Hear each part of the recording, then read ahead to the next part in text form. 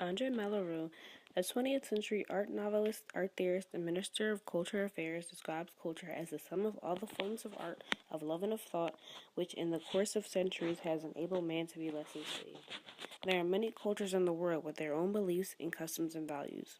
The melting pot concept is the idea that America was born, developed, and is standing still because of the many races and cultures that came together in history to join as one and to accept each other as equals. However, a majority of us minorities didn't come to America by choice, and minorities that did come to America by choice most definitely aren't accepted as equals, making the concept flawed and inadequate. This inadequacy causes appropriation to occur among the races.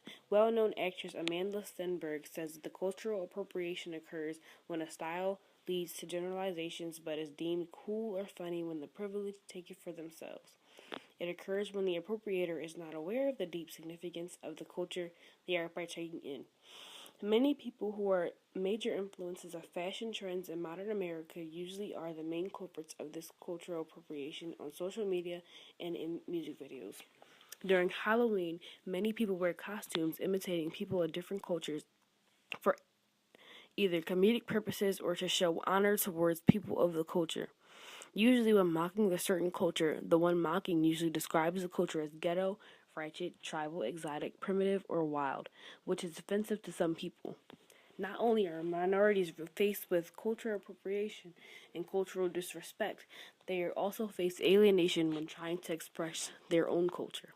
Minorities in America who were actually born into the culture are being harassed, kicked out of schools, and losing jobs trying to express their culture. According to CNN, in fiscal year 2015, the U.S. Department of Education recorded 146 cases of racial harassment on college and university campuses. Of that, about 13% of racial incidents at colleges get reported to any campus authority. There are many other articles showing people of color being discriminated for expressing their culture as well. Sometimes people who culturally appropriate do it without intention of mocking or disrespecting, but it doesn't matter what the intention is. Sometimes it only matters how it affects others. In order to stop the disrespect and mockery of one another, we must recognize the difference between cultural appropriation and cultural appreciation. Cultural appreciation is appreciating a certain culture enough to take the time to learn about it, interact with the people among the culture, and understand the culture. It's not in any sort dressing up in costumes or turning an entire race into a theme. Imagine you're a new student who just moved to America from Mexico and you're invited to a party.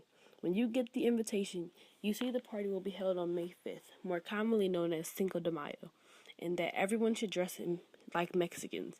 Against your better judgment, you show up dressed as you normally would, and when you get there, people ask why you're not dressed like a Mexican. For you, this question is offensive because, well, you're already Mexican. All you see around you is people with painted faces, ponchos, sombreros, and loud stereotypical music. Now that you've imagined this and you know how you feel, why would anyone think this was okay? Spreading awareness about cultural appropriation and the harms of it will not only show that we have respect for other cultures, but will teach the ignorant that someone out there is not okay with what we're doing.